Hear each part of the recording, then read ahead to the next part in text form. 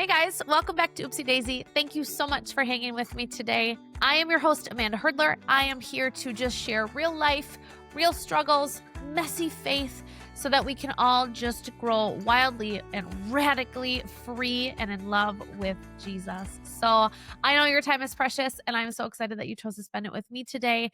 You have joined us smack dab in the middle of a teaching series on Psalm 23.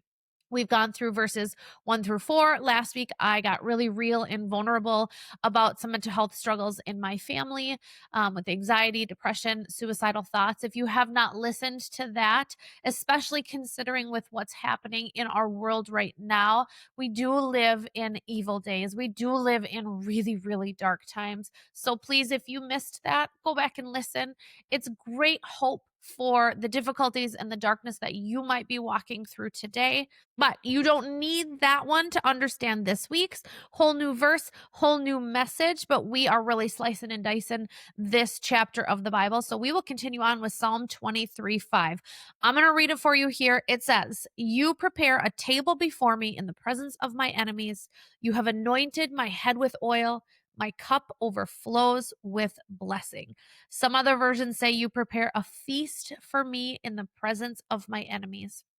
And I've heard this verse 1,000 times. I'm sure you have as well. And I've heard like 100 different sermons preached on this about, the Lord prepares a feast, a giant Thanksgiving feast that you just get to come to the table, kick up your feet, and as your enemies are looking on in the heat of battle, you find enough rest, you find enough comfort to sit there and stuff your face with the blessing and provision that Jesus provides for you. And that is 100% accurate. It really is.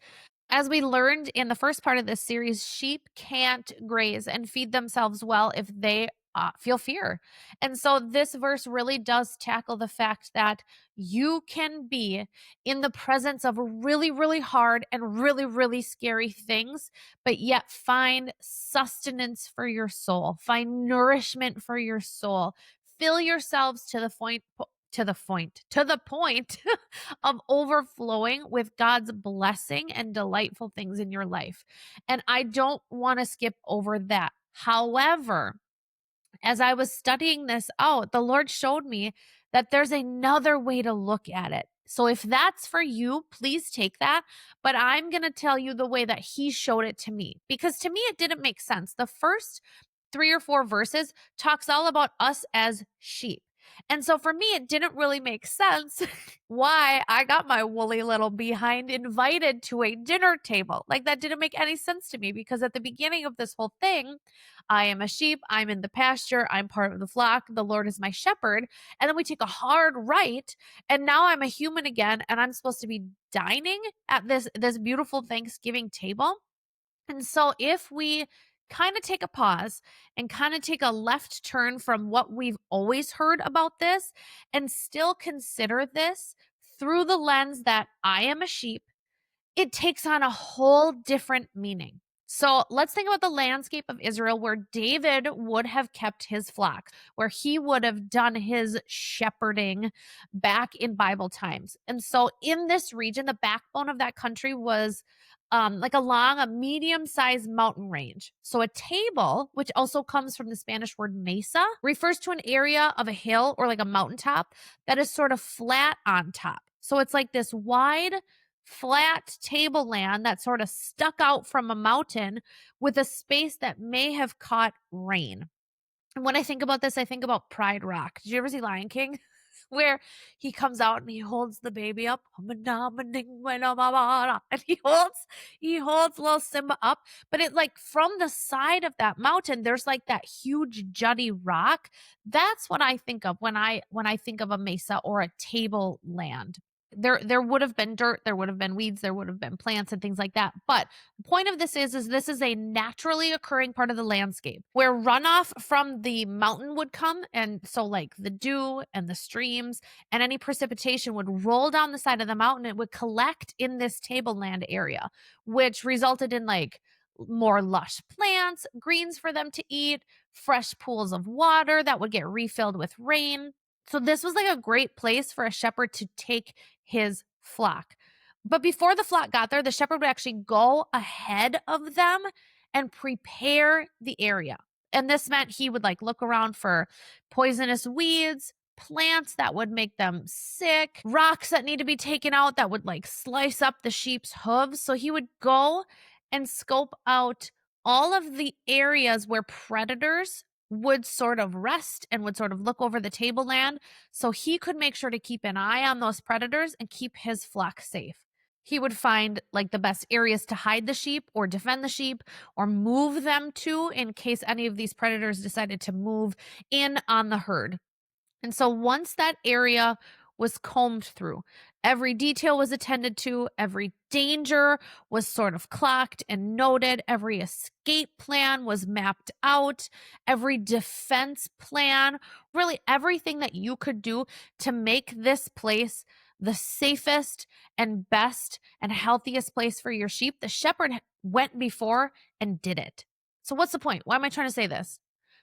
Because where the Lord is leading you, this place that you're in right now, this season that you're in right now, where you're headed to next, we have to realize that the Lord has gone before you. Whatever you are walking through right now, He has prepared this place, this time, this space, this job, this situation, this problem for you. He's plugged up deadly traps. He's picked the poisonous weeds. He's scouted out predators that are going to come after you. And that means you don't have to worry about any of that. I think so often we get into these situations and we get into these places and we get into jobs and we get into seasons where it feels like we're at threat level 10,000 every minute. Our guard is constantly up.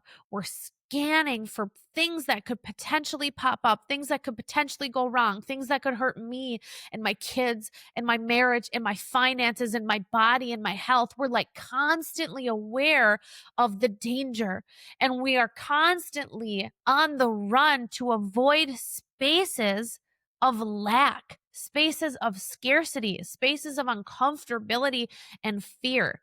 And that's not what the Lord has for us.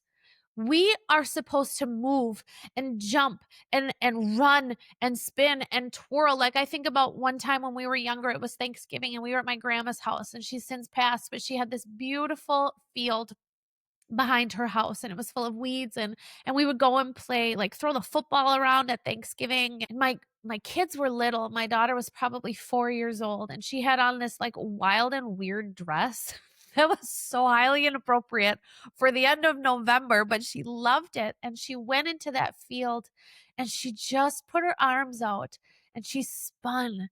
And her hair, which was like cut like Lloyd from Dumb and Dumber because she cut it herself. It was like triangle bangs because she got sick of the hair touching her head. Like she just looked feral and she looked ridiculous. And you know what? She ran into that space and she threw out her arms and she spun, and her dress was flying around her. And I will never forget. I don't know, I'm crying. It was so beautiful. It was such a beautiful picture of freedom, of a carefree trust that the space I'm in, that the things that are surrounding me are safe, that I'm okay, that I'm free to shut my eyes and spin around until I barf because I don't have to worry about falling in a hole or getting bit by a snake or stung by a bee. I think we feel so heavily burdened in our current seasons, in our current situations, and we walk with such insecurity because we assume that we're walking into a trap, that we're walking into something dangerous. The Lord has really changed me in this area over the last 4 or 5 years. And yes, I will say it's taken 4 or 5 years for me to get to this point. But I used to be afraid of every new situation, to have a lot of anxiety around change, to really try to grip things like to death, like choke my current situation and my loves to death because I didn't want anything to change. And he showed me that I was very, very scared of new things because I assumed that he was bringing me into something hard, something dangerous, something harmful, something that wasn't the best for me. Let me give you an example.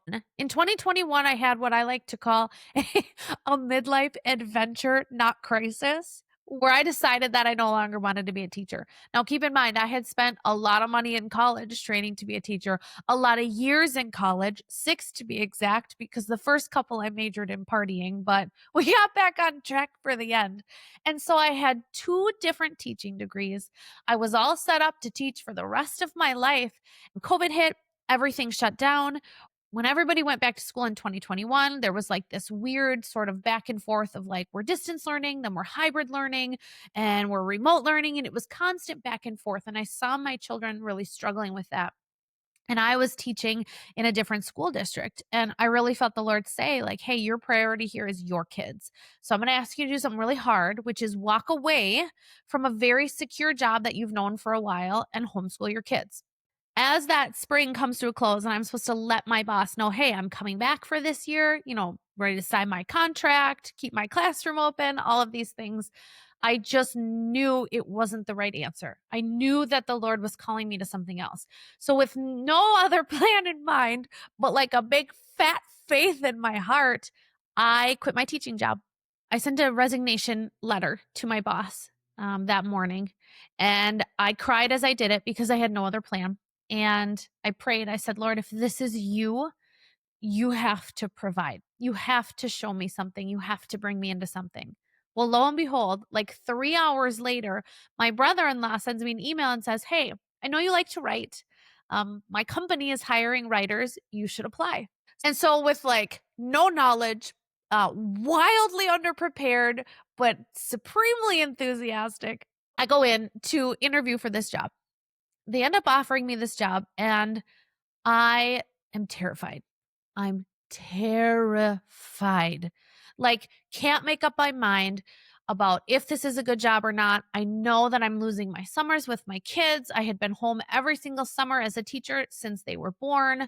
I had no idea what it was like to work year round on the calendar. I was headed into remote work. And at that point, I had no idea if I could even keep myself organized and motivated enough to do it. It took me so long to accept that job offer because I kept pulling out all the things that could go wrong. And I kept holding them up to God, like, God, I think I'm going to be chained to my desk all day, every day. My young children are going to be running around just like orphaned in the summer because they don't have a mom anymore that's available. It was just reason after reason that I held up to God. And I said, I can't do this. I'm so scared of this. And he challenged my heart so deeply and said, what have I shown you of me? What do you know of me that leads you to believe that I have bad things in store for you? You asked me to provide you something. You took a leap of faith. You followed and obeyed where you thought I was going. And now, why do you think I am going to walk you into something that's a big fat mess for you?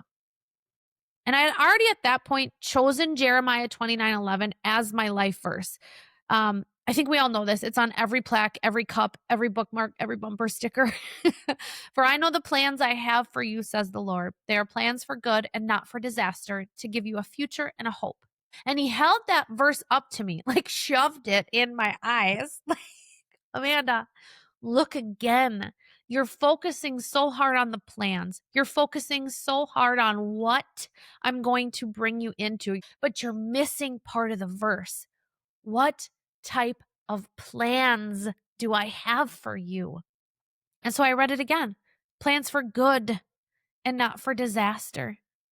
Another version said plans for peace and well-being. I love how the Passion Translation says it. You guys, everybody poo-poos the Passion Translation, but I'm gonna tell you what, it speaks to my like little artist, poet soul. And I want you to take this. I'm gonna read this like a prophecy over your life right now. So shut your eyes. This is so weird. Don't do it if you're driving. But if you are like at the, vacuuming or doing dishes or whatever, just shut your eyes for a second and listen to this over you. Here's what Yahweh says to you. I know all about the marvelous destiny I have in store for you, a future planned out in detail.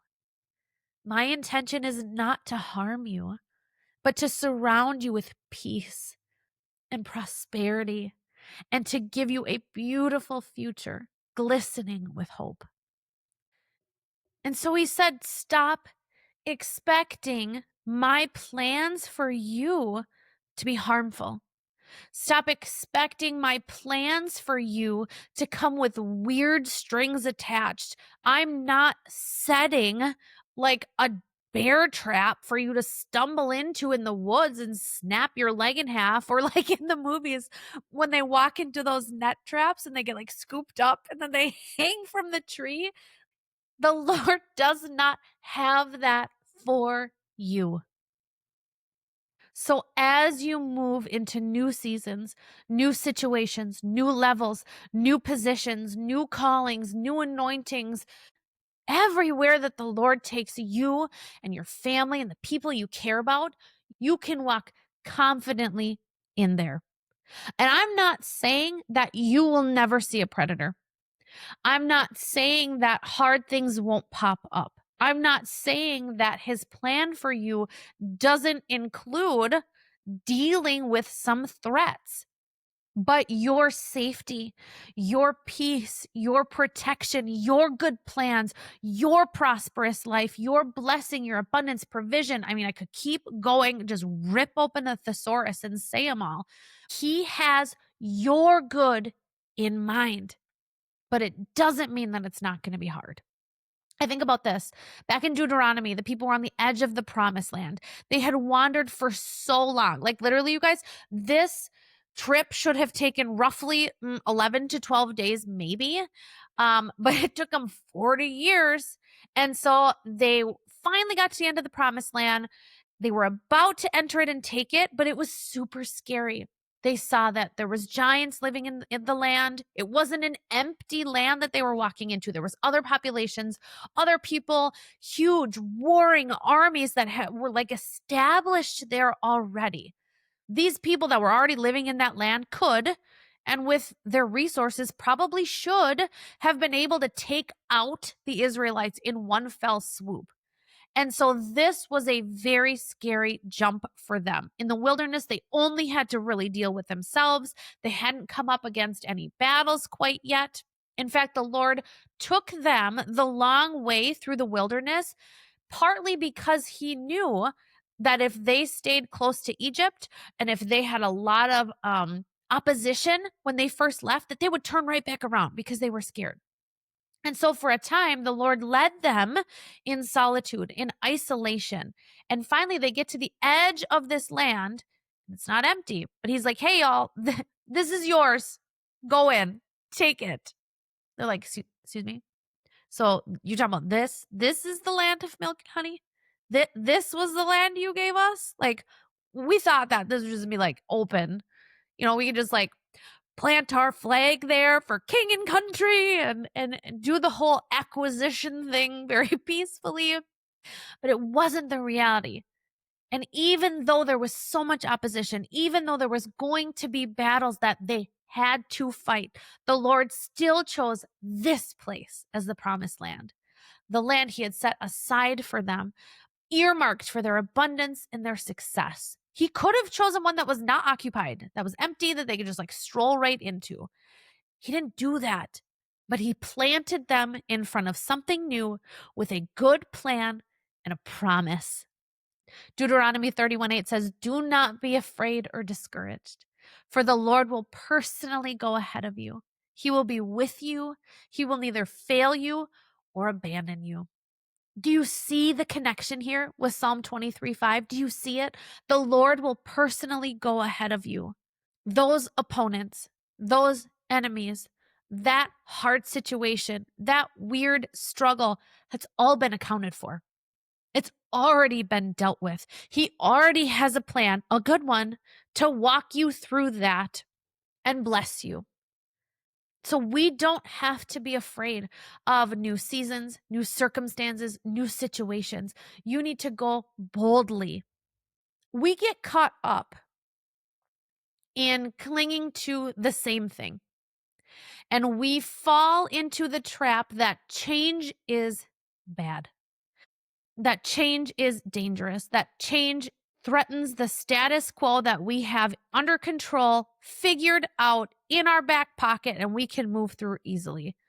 But the fact of the matter is, somebody said it in my work call today, the only constant is change. And this is true for the Lord too. If you think about this, the Bible says that He takes us from glory to glory. So it's the process of sanctification where little by little, through our whole lives, from the moment we're born to the moment we die, He's constantly tweaking to make pieces and parts of our brains, our hearts, our bodies, our minds, our attitudes, our behaviors, our choices, so they look more like Him. And once we realize that everything is a process, there is a good work that the Lord is doing in you.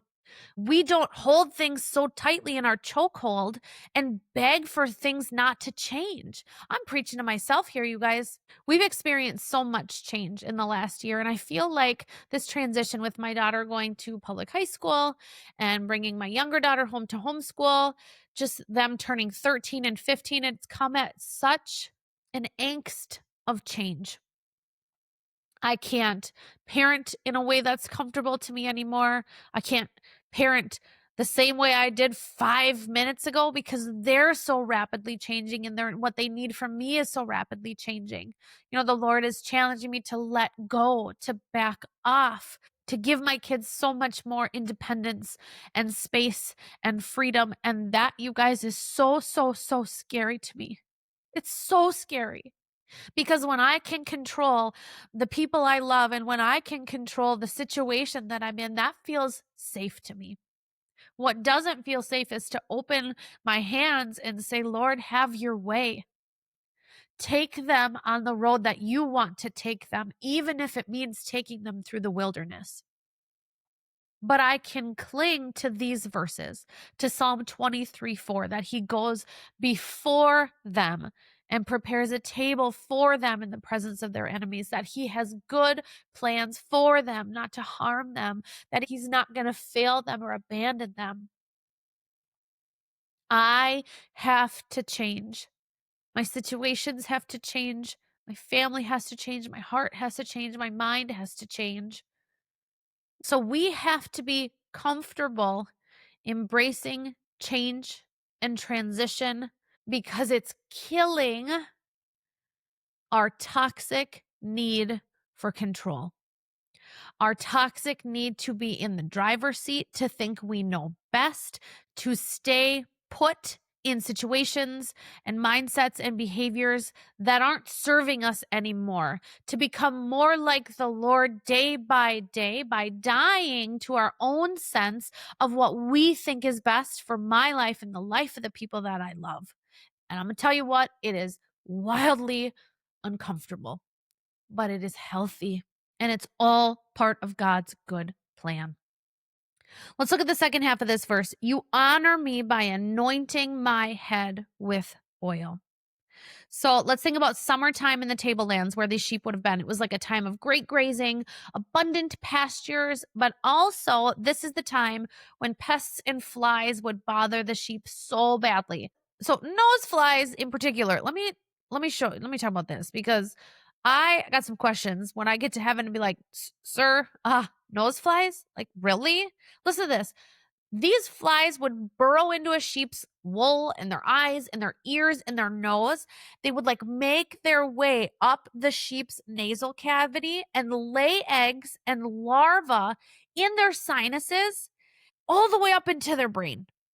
And if those things hatched in there, they would like crawl up. And granted, I don't really know sheep anatomy. I do know that somehow, at least as humans, we got like a lot of tubes that are connected with like our throat and our nose and our ears and our like eyes and our brain.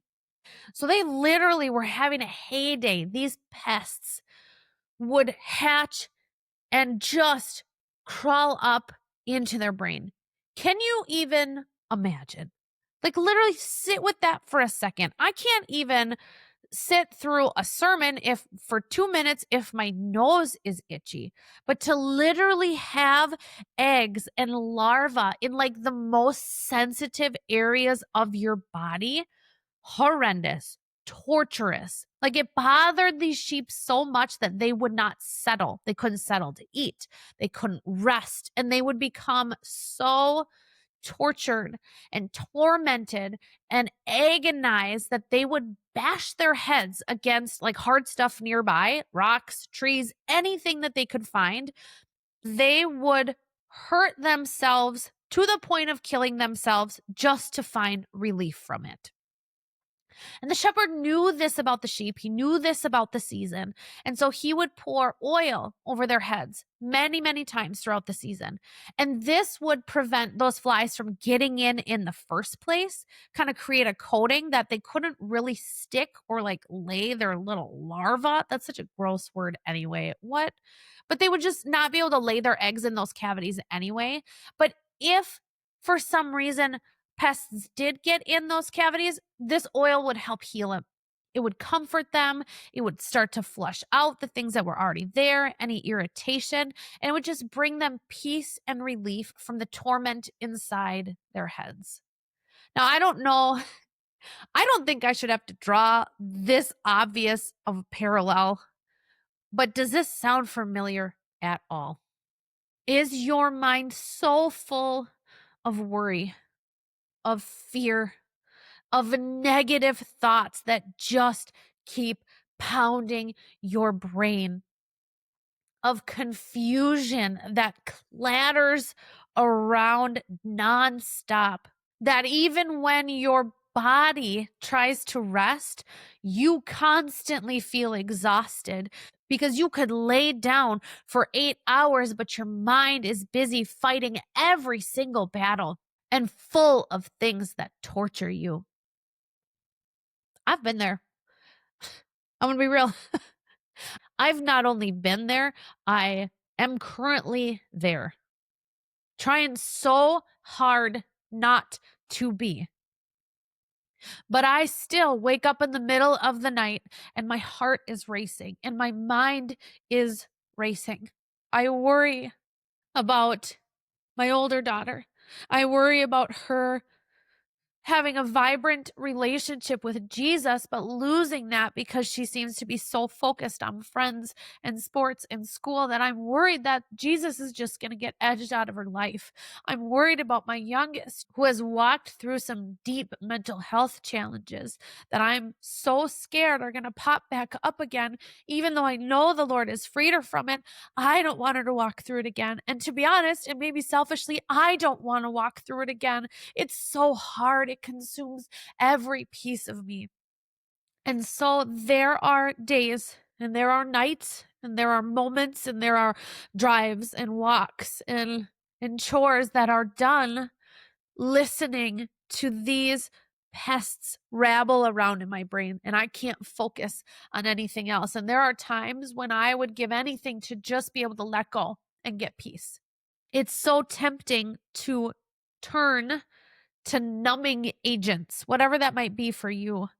Netflix, alcohol, weed, gummies, extra sleep, extra food, anything that seems like a really great idea that's going to get me some relief. That's where my brain wants me to go. But this verse shows me that God anoints my head with oil, and that is what brings relief. But the oil isn't found in any of that. It's only found in the presence of God, in prayer, in worship, in reading the word, in turning my attention from counterfeit relief that the world is offering to me, knowing that the only way that I'm going to shut this larva in my head up is with the presence of Jesus. There is a remedy for what's happening in your head, for what's happening in your heart, but we have to choose it. The Lord isn't going to run after you. He's not going to chase you down the side of the mountain and fling this cup of oil over you and hope that a couple drops get on you. No, He's right there. He's holding the cup right out for you. And he's saying, if you come to me, if you choose me, if you prioritize me and draw near to me, I can pour the oil on you. I can put it where it needs to go. Sometimes we're so busy running so far and so fast from the uncomfortable crap that's rolling around in our head that we don't stop long enough to be soaked in God's presence. And I'm going to be real with you. I'm not talking like this is like a 2 hours every day sort of thing. No, let me be honest. My time with the Lord this morning was 15 minutes. I read one psalm and I didn't even really get walloped across the face with it. Like I did, you know how sometimes you read and you're like, oh, like my life has changed. I feel like everything's fixed. This seems like it was right just about me, God. Thank you so much. I didn't feel that today. I didn't. But I know that I got dipped in the oil of the Lord because I chose to put everything else aside. And even just for 15 minutes, I read my psalm. I wrote in my journal about all the things that were bothering me. And there is no solution right now. He didn't hit me with some lightning bolt of revelation of here's how you deal with this. But what he did do was stop that anxious, heavy breathing, fast heart rate, busy mind. He eased that for me. And I know that even though I don't have answers right now, even though nothing feels like it's solved right now, that he's there, that he's working on it, that he's going before me already, that he's walking me through it. He's not going to fail me. It was just simply a reminder and a re-entry into the peaceful, calming oil of his presence that washes out everything that's stuck in my head. I think the oil is really cool too because the oil actually has another meaning, culturally significant meaning beyond sheep. I know you're probably like, Amanda, you told us about this table that we can't just switch to humans. But I'm going to switch our perspective again here because culturally, oil was used at feasts. So the host of the feast would anoint each guest's head with oil as a symbol of welcome. When they got there, before they walked through the door, let me anoint your head. I don't know if this was like a dumping or like a rubbing. It was like a cross thing. I don't know, like an earlobe. I have no idea. Okay. All I know is that there was some sort of oil application to the guest's head, and it symbolized inviting them into something special as an honored guest.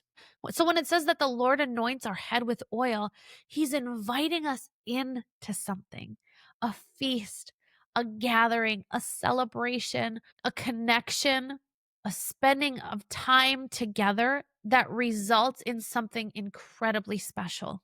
But that only comes when when we show up to the party. You got to attend the party to be anointed with oil. Your presence is required to partner with his presence in order to receive that oil. I think a lot of us are walking around way less oily than we should be because we're prioritizing other things besides his presence. Here's our challenge for this week. I'm going to do it too, actually.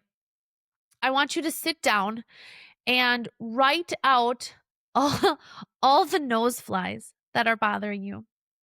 I want you to write down all the fear and the confusion and the things that you're carrying that are stuck in your brain and in your heart right now. And I want you to allow the Lord to pour his oil over you. I don't care if you sit quietly and don't say a dang word. You can put music on, you can light your candle, you can get your Bible and read if you want. But I want you to sit and invite the Lord to pour the oil of his presence over you. I don't want you to ask for help, like, oh Lord, help me be less controlling, help me be more patient, help me be less fearful, help me be less anxious. I don't want you to ask for help. All I want you to do is say, Lord, this is bothering me.